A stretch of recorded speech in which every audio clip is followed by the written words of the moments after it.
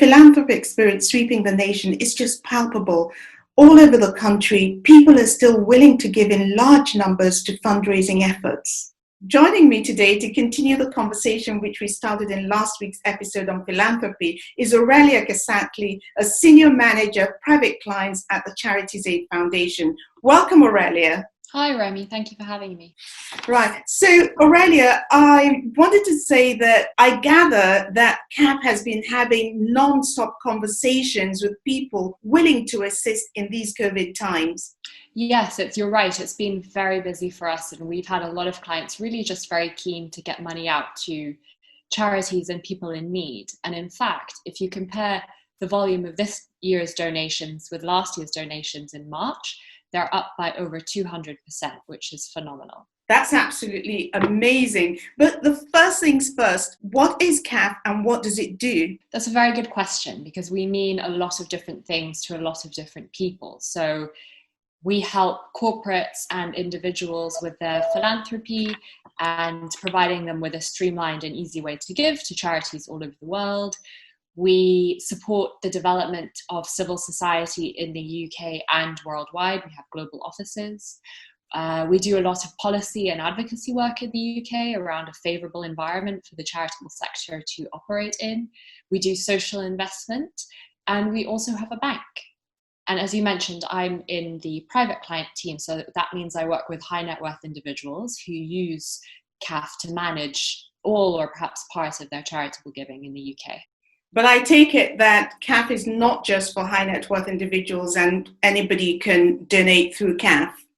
Absolutely. We have thousands, over 10,000, I think, what we call CAF account holders. So that's a CAF account which people like you and me, not high net worth individuals, can donate to every month or whenever convenient and make donations out to charity. And it's a convenient way to kind of collect all of your charitable money together and manage it in sort of one central way.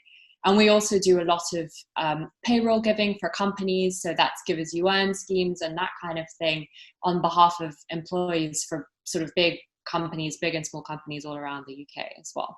Yeah, that sounds like a really sensible way to manage your giving.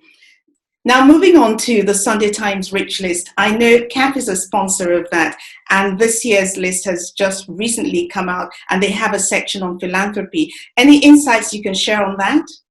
Yes, absolutely. This year's list was a very interesting one for a number of reasons. So, as you say, there's the Rich List, and then alongside that, the Sunday Times published the Giving List, which ranks the top philanthropists in the UK according to what percentage of their wealth they give away or have given away.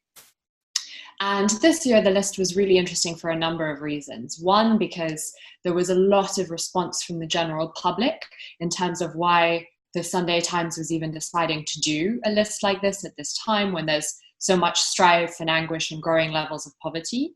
And indeed, in compiling the list itself, at the beginning of the process, when the journalists were doing research and collecting the net worth and assessing that of various people on the list, to the end of it, when it was finally released, there were changes simply in a matter of weeks because of the value of people's assets fluctuating wildly. So that was sort of a very interesting and unusual thing for them to contend with. And then on top of that, it highlighted the scrutiny and the increased attention that's being paid to high net worth and ultra high net worth individuals, particularly now as everyone really wants to understand how these individuals are going to help this crisis.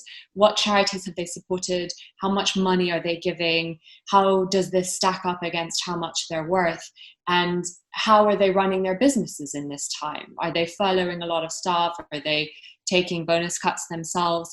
And so I think it will be very interesting to see next year how that attention has changed or not, and how people on that list have responded to the crisis, if at all. And how generally are you finding that donors and philanthropists are responding to the COVID crisis?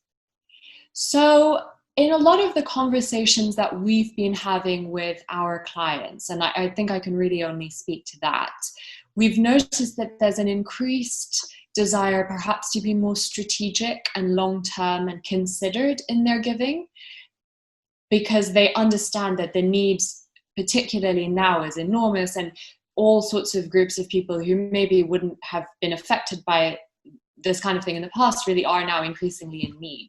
And so they're very keen to understand where their money can make the most difference, if there are elements about their giving behavior that they should change.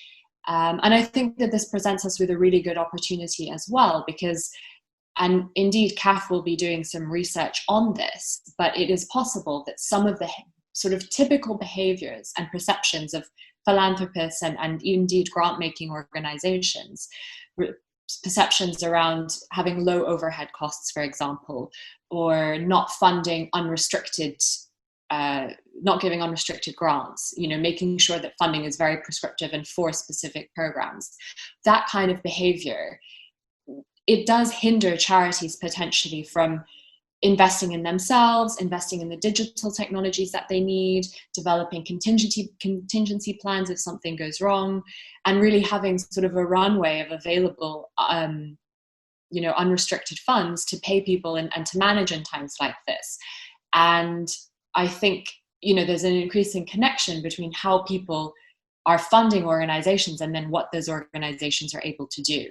And so that is a really interesting and very positive development that I welcome, and something that we're focusing on a lot at CAF as well. Oh, that's really good. And what do you see the future holds for the sector?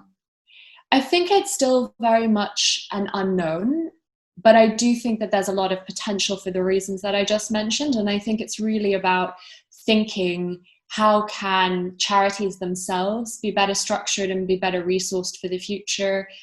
How can they work with their donors better so that they get the type of funding that they need?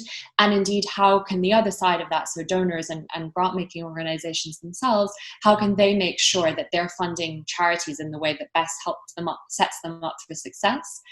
And I think that's a very exciting time to be part of, because although it's also an awful period where many, many charities may close and the sector has been very badly hit, it also presents us with the opportunity to reset and to do things potentially a little differently and better in the future. Thank you. And just as a final word, what would you like to leave us with? I suppose just to say that despite obviously the gloom and doom and the turmoil that we're all experiencing right now, I am also quite optimistic, simply because it presents us with the opportunity to do something different. And I think that it's an important lesson to all of us who work in philanthropy to really strive to do better for the organizations and for the people that we are trying to help. Thank you so much. Thank you, I enjoyed it. Details of how to contact CAF will be coming up shortly. Subscribe now for more Family Wealth Guest Experts.